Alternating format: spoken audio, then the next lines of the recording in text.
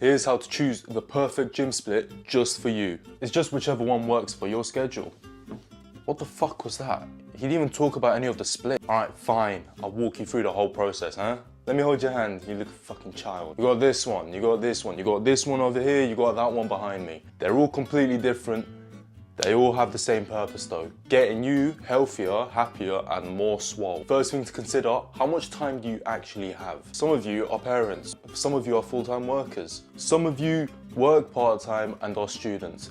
The rest of you don't do anything with your life. If you're someone who barely has an hour to them at the end of the day, I would recommend focusing more on your diet to stay healthy rather than going to the gym, spending 45 minutes to an hour there, coming back, having a shower after the gym. That slowly adds up. Let's say you have a 10-minute walk to the gym. The lowest amount of time spent in the gym should be around 30 to 45 minutes. So we've already gotten to 40 to 55 minutes, all right?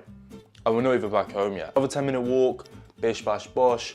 Now we're reaching 50 minutes to an hour and 5 minutes. Now you need to have a shower, which can take from 5 to 10 minutes depending on how many concerts you want to do or how many Mr. Olympias you want to win. From there, you need to unwind. It adds up. If you're a full-time worker, you have a bunch of little shitters that you need to take care of. It's understandable, all right? If you're not really bothered about building muscle and more just prioritizing your health, I would definitely focus on your diet and some sort of endurance sport rather than weight training necessarily. You might be saying to me, Kadir, I don't give a fuck about time restraints. I want to just be swole with the limited time that I have. Okay. My bad. If you have 1 to 2 hours in the day to go to the gym and back and sort everything else out, I would recommend the bro split. Now, some of you who know a bit about the gym will hear the bro split and be like, what the fuck? That's so suboptimal. That's just bro science, Kadir. You're an idiot. You should kill. Let me explain. The bro split is divided into 5 separate days. So since you only have one muscle group per day, so i.e. chest, back, shoulders, arms, then legs, realistically you'll spend 30 minutes to 45 minutes in the gym. You know? So when you put it into that context, it makes more sense. At least they can tackle one muscle group per week. It's not the most optimal, don't get me wrong, but a majority of the population ain't training to be a bodybuilder. They just want to look good for the summer, you know? If you're feeling a bit cheeky, let's say you have 2 to 3 hours in a day. Ooh, now we can actually do shit that's going to get you more results. Now, there are 2 splits that I would recommend for this group of people. The PPL and the Arnold. PPL stands for push, pull, legs. It can be rearranged into however you like. It could be push, legs, pull. It could be pull, push, legs. It could be legs, push, pull.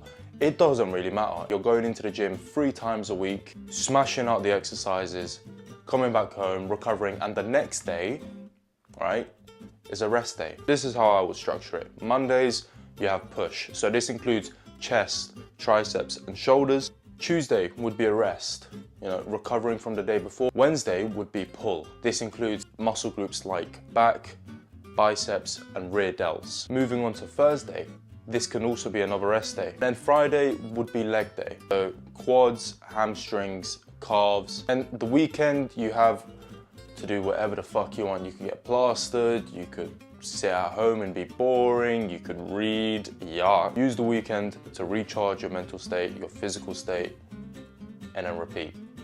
Fairly simple. Now, the Arnold split follows the same sort of principle. You go into the gym 3 days a week, and it's beautiful. Now, the Arnold split follows the same 1 day on, 1 day off structure as the PPL split.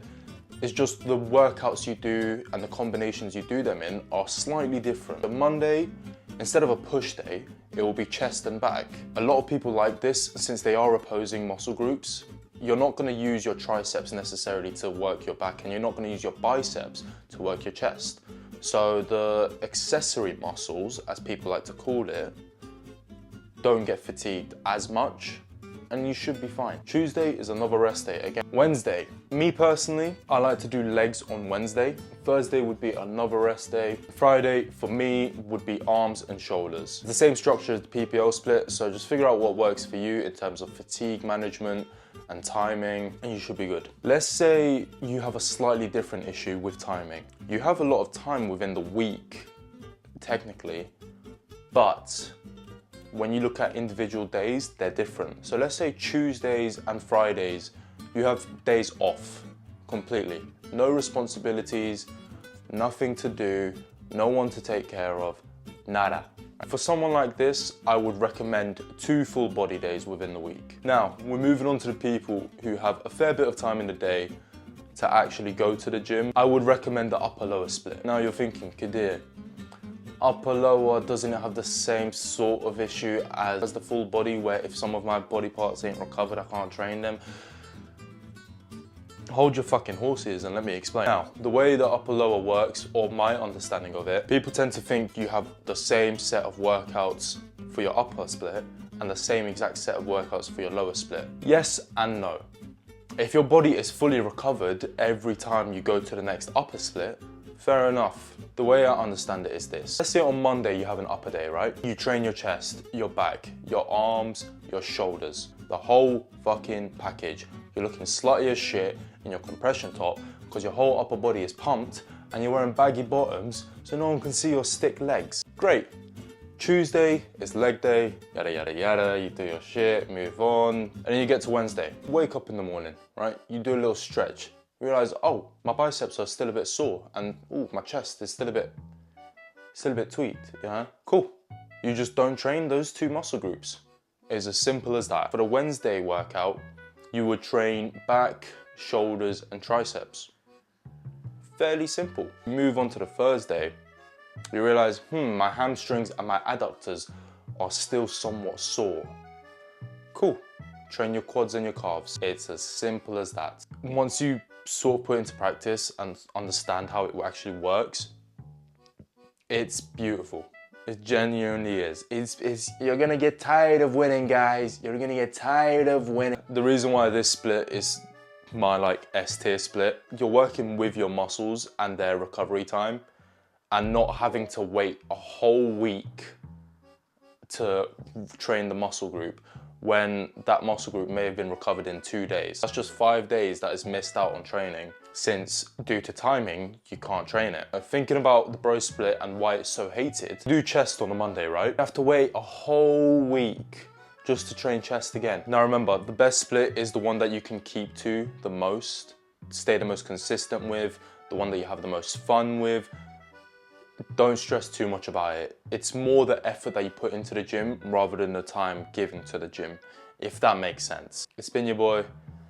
Catch you in a bit. Make sure to like, follow, subscribe, whatever the fuck this platform is on, wherever you're watching it from, you know what I mean? But yeah, follow for more fitness tips.